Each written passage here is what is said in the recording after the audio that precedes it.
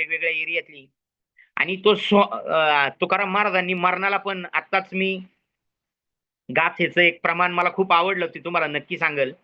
क्षणोक्षणी हाची करावा विचार, तारावाया पार भवसिंधू. नाशिवंत देह जाणार सकळ, आयुष्य खातो काळ सावधान.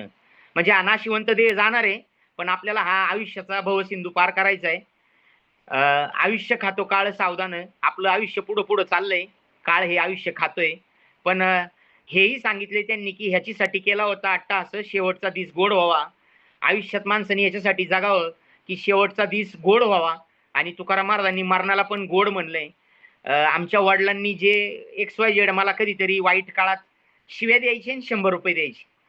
बहिणीला म्हणायचे, हा काल दिवसभर कुठं फिरायला गेलता, एक नंबरचा नालायक आहे, बावट आहे, गावात इज्जत घालवली आपली. मी आपला आहे ना अंगावर गोधडी घेऊन असा निवांत असायचो. वडील शिव्या द्यायचे, अंगावरची गोधडी कधी काढली नाही, कारण का मला शिव्या खायला लागेल. मी ऐकायचो फक्त, किती कुत्र्या मारल्यानी, किती लोक भेटली याला, किती वाजता आला, जेवला का नाही. मग बहीण म्हणायची, अहो तो सकाळी 6 वाजता गेलता, दुपारी जेवाय नाही आला, रात्री 11 वाजता आला. मग जेवला का नाही, नाही जेवला नाही, तो कुठून तरी जेवून आला. बरं बरं ठीक आहे. काय त्याचं खरं नाही, MCM केला आम्ही, लोकांची इथं मोलमजुरी केली, आम्हाला वाटलं होतं सोन्याचे दिवस दाखवील, पण यांनी कायचे काहीच दिवस दाखवले नाही, असं तसं. एवढे सगळे शिव्या द्यायचे. आणि निघताना म्हणायचे, हे 100 रुपये ठेव त्याला. बहीण म्हणायची, का हो? नाही, ते आज परत कुत्र्या मारायचे असेल ना त्याला, मग त्याच्या यामात पेट्रोल नाही, त्याला म्हणावं भर पेट्रोल 100चं, बघ आज कोणतरी माणूस भेटतोय का. म्हणजे वडील ते वडील असतात. इतक्या शिव्या द्यायचे आणि जाताना 100 रुपये ठेवून द्यायचे. माझ्या सक्सेस मध्ये माझ्या वडिलांचा सगळ्यात मोठा वाटा आहे. म्हणजे बाप काय असतो, ते बाप बापच असतो शेवटी. शिव्या दिल्या, पण मुलाच्या कर्तृत्वामध्ये त्यांनी 100% त्यांचा सिंहाचा वाटा आहे. 100-100 रुपये दिले त्यावेळेस फील्डवर. आज तुम्हालाही माहिती आहे, फील्डवर काम करताना तुम्ही मॅच्युअर लीडर आहे. ते 100 रुपये मी ज्यावेळेस यामामध्ये पेट्रोल भरायचो ना, तुम्हाला कधी कधी काही लोकांचा अंदाज असतो बघा फील्डवर गेल्यावर, की हे 100 रुपयाचं मी पेट्रोल भरलं, पण मी ज्या ज्या लोकांना भेटणार आहे ती लोक अजिबात काम करत नाही. ते सेमिनारला गेस्ट आणणार नाही. मी पेट्रोल टाकतानाच म्हणायचो, हे 100 रुपये वाया गेले, कारण का ज्या लोकांना मी भेटणार आहे ते गेस्ट आणणार नाहीये.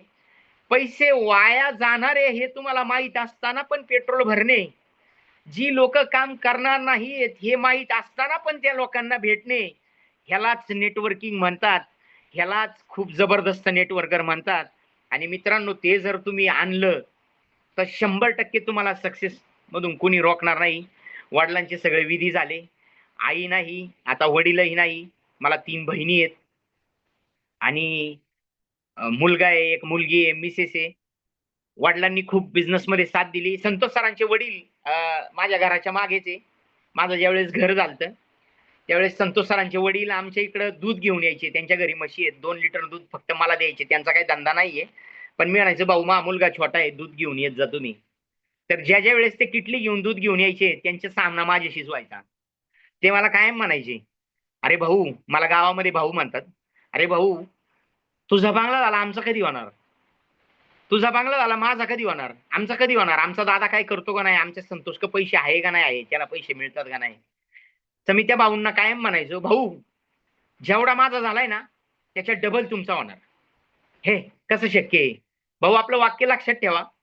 जेवढा मी बंगल्याला खर्च केला, समजा मी 2 कोटी रुपये केले ना, तुमचा मुलगा 4 कोटीचा बांधणार. आणि जेवढी पूजेला माझे लोक आली, त्याच्या डबल लोक तुमच्या पूजेला येणार." तर भाऊ मला एक, आता त्यांच्या गळ्यात पण माळ आहे, ते पण वारकरी होते, तेही बिचारे वारले आमचे वडील जायच्या अगोदर 2 महिने. ते माझ्याकडे एक स्माईल द्यायचे आणि मला म्हणायचे, "बरं ठीक आहे, काय हरकत नाही, माझ्यासारखा मुलगा त्यांना सांगतोय, जे 4 पिढीत झालं नाही, 4 कोटीचा बंगला बांधणार, पूजेला 8,000 लोक येणार." साहजिक आहे, एक सर्वसामान्य व्यक्ती, शेतकरी करणारा व्यक्ती, त्याला जर असं सांगितलं तर त्याला ती बिलीव्ह सिस्टम नाही. मी सांगितलं एक्सपिरियन्स आपला बिलीव्ह सिस्टम बनताय. ते माझ्याकडे बघून हसायचे, निघून जायचे. ज्या दिवशी पूजा होती त्याच्या आदल्या दिवशी भाऊ आणि मी, म्हणजे संतोष सरांचे वडील आणि मी, त्यांच्या बंगल्याच्या पायरीवर गप्पा मारत होतो आणि मी त्यांना म्हणत होतो, "भाऊ, मी बोललो होतो ते खरं झालं का नाही झालं?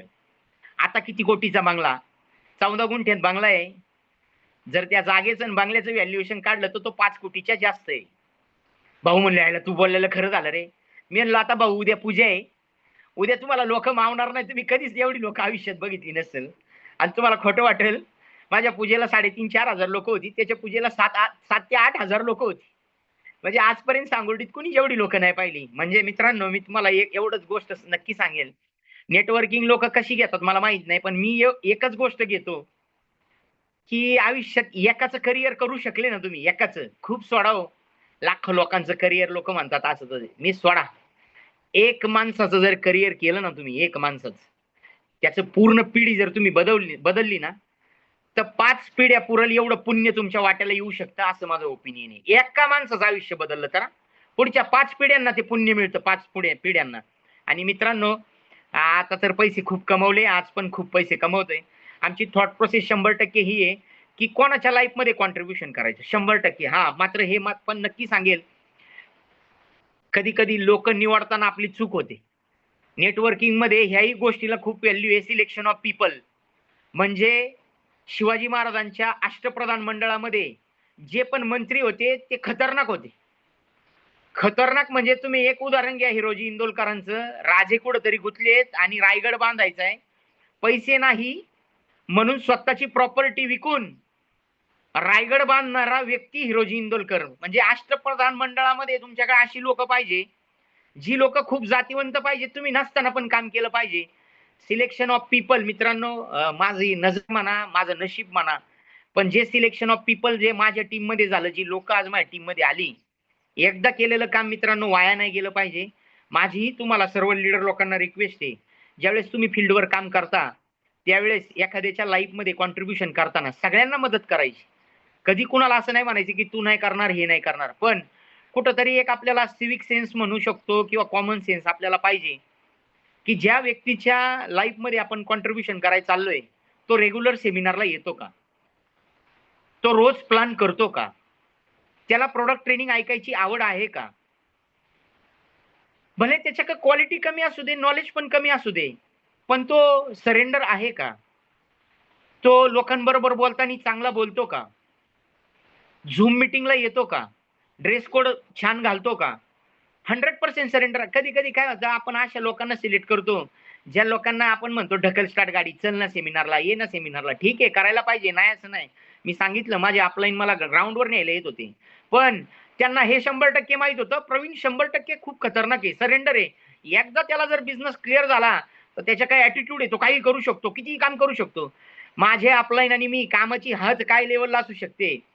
किशोर सर, एक प्लॅन आम्ही रात्री 1 वाजता चालू केलता, रात्री 1 वाजता. 1:30 वाजेपर्यंत प्लॅन देत होतो आम्ही दोघं, मी आणि माझी अपलाईन 1:30 वाजेपर्यंत प्लॅन देत होतो. 1:30 ला त्याच्या घरात जेवण केलं. 2 वाजता मी जेवलो. 2 वाजता चिंचवडमधून निघालो आणि 3 वाजता घरी आलो. प्लॅन 1 वाजता चालू करायचा म्हणजे नॉट अ जोक.